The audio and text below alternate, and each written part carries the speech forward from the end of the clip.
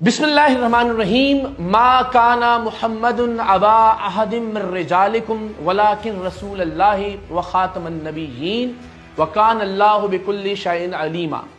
मोहम्मद सल्लल्लाहु अलैहि वसल्लम तुम मर्दों में से किसी के बाप नहीं, लेकिन अल्लाह के रसूल हैं, तमाम नबियों के आखिर में तशरीफ लाने वाले हैं और अल्लाह सबसे बेहतर जानने वाला है। सुप्रीम कोर्ट ऑफ पाकिस्तान के हालिया मुतनाज़े फैसले के बाद ये ज़रूरी था कि मैं मसला ख़त्म नबूवत पे, अक़ीदा ख़त्म नबूवत पे अपना नुक्ता नज़र आपके सामने पेश करूँ, और इसलिए भी कि गुज़श्ता कुछ दिनों से मैं इस हवाले से बात करता रहा हूँ, और अगर चंद लोगों तक मेरी बात पहुँचती है तो मुझे अक़ीदा ख़त्म नबूवत के हवाले से, मसला ख़त्म नबूवत के हवाले से अपनी बात आपके सामने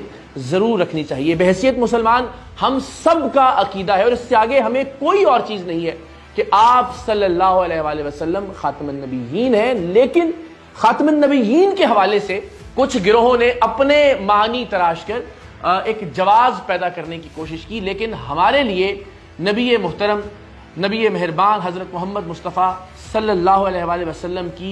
ज़ाते मुबारका से बढ़कर कुछ और नहीं है। आप सल्लल्लाहु अलैहि वसल्लम, चूंकि आपकी ज़ाते बाबरकात पर अल्लाह का ये कलाम नाजिल हुआ, तो आपसे बेहतर तशरीह या आपसे बेहतर तफसीर या आपसे बेहतर वजाहत कोई और नहीं फरमा सकता। और आपने ही मुत्तफ़क़ अलैह हदीस है तमाम मकातिब के नज़दीक, तमाम मसालिक के नज़दीक कि अना खातमुन नबिय्यीन ला नबिय्या बादी, मैं खातमुन नबिय्यीन हूँ और मेरे बाद कोई नबी नहीं है। तो खातमुन नबिय्यीन की इस तरह की,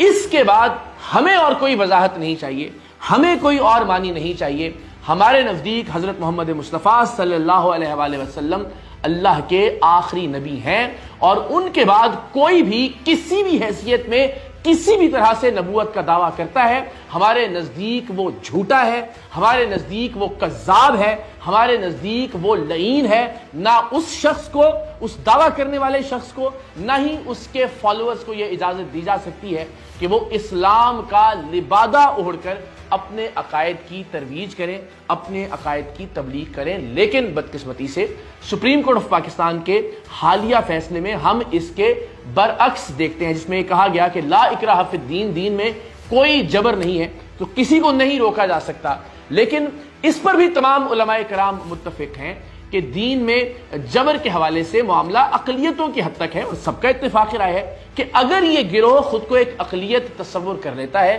खुद को एक अक़लियत तस्लीम कर लेता है, तो हम वो तमाम हुकूक देने के लिए तैयार हैं जो इस मुल्क में अक़लियतों के लिए हैं, या जो इस्लाम अक़लियतों के लिए वज़ा करता है। लेकिन चूंकि इस्लाम का लिबादा ओढ़कर, इस्लाम का चोगा पहनकर, इस्लाम का खौल पहनकर ख़त्म नबूवत के खिलाफ अकायद की तरवीज और तबलीग की जा रही है, इसकी इजाज़त नहीं दी जा सकती। ज़ाहिर मैं कोई सनद नहीं हूँ दीन के मामले में, लेकिन जो मेरी समझ बूझ है, जो मेरा अकीदा है ख़त्म नबूवत के हवाले से, वो मैं आपके सामने पेश कर रहा हूँ। सुप्रीम कोर्ट ऑफ पाकिस्तान के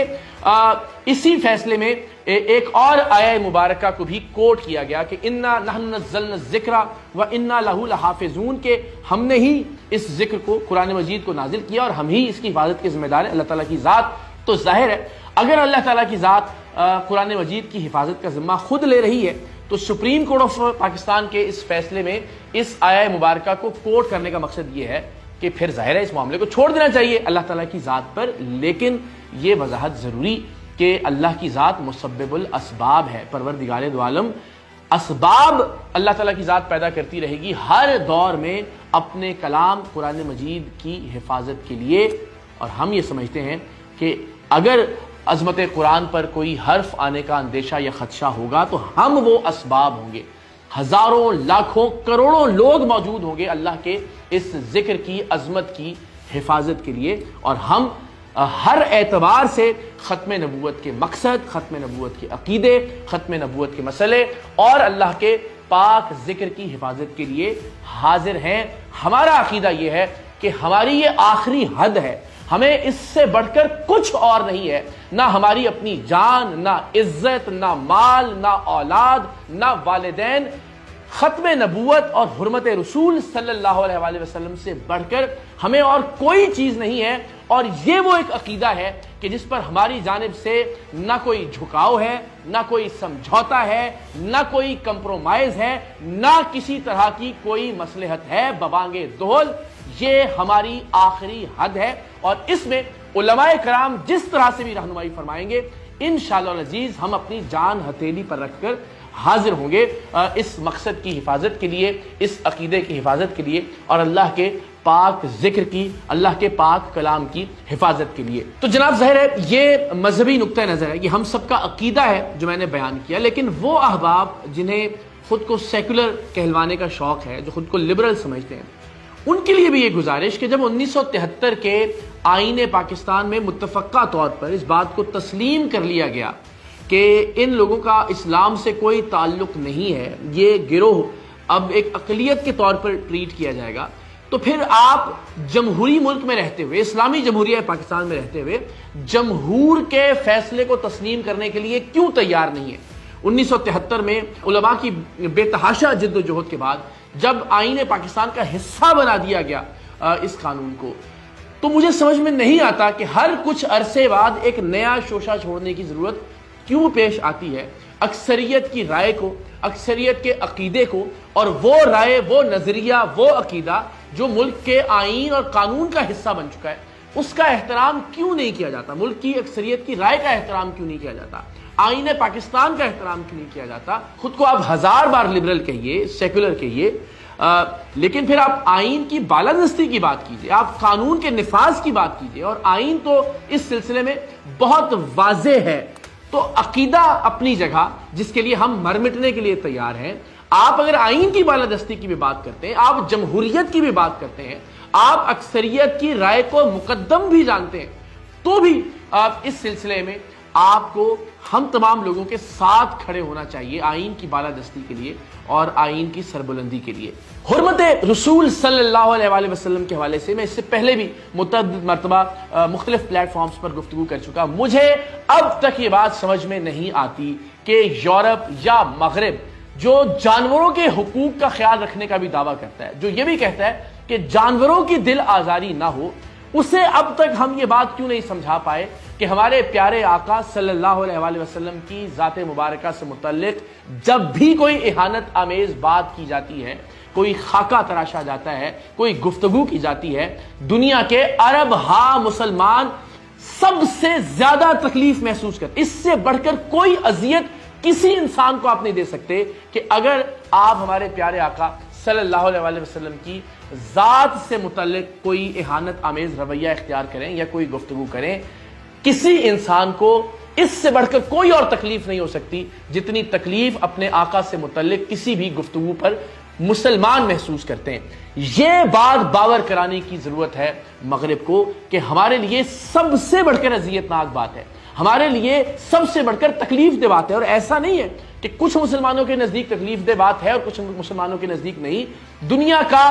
ہر مسلمان سب سے زیادہ تکلیف یا اذیت یا دکھ اس وقت محسوس کرتا ہے جب ہمارے پیارے آقا صلی اللہ علیہ وآلہ وسلم کی ذات سے متعلق کوئی توہین آمیز یا اہانت آمیز بات کی جاتی ہے۔ تو اس کے حوالے سے بھی میں ہمیشہ یہ کہتا ہوں کہ ہمیں آواز بھی بلند کرنی چاہیے، اسٹریٹجیز بھی بنانی چاہیے، حکمت عملی وضع کرنی چاہیے، تاکہ ہم مغرب کو یہ بتا سکیں کہ ہمارے لیے یہ معاملہ کتنا حساس ہے، ہمارے لیے یہ معاملہ کتنا نازک ہے۔ اور ختم نبوت کے حوالے سے بھی میں نے اپنا عقیدہ آپ کے سامنے رکھا، اور یہ بھی کہ انشاءاللہ العزیز علماء کی ہدایت میں، علماء کی رہنمائی میں ہم اپنی جان دینے سے بھی گریز نہیں کریں گے۔ مر مٹنے کا مقام ہے مجھ سمیت ہر مسلمان کے لیے عقیدہ ختم نبوت بھی، مسئلہ ختم نبوت بھی، اور حرمت رسول صلی اللہ علیہ وآلہ وسلم کا معاملہ بھی۔ لیکن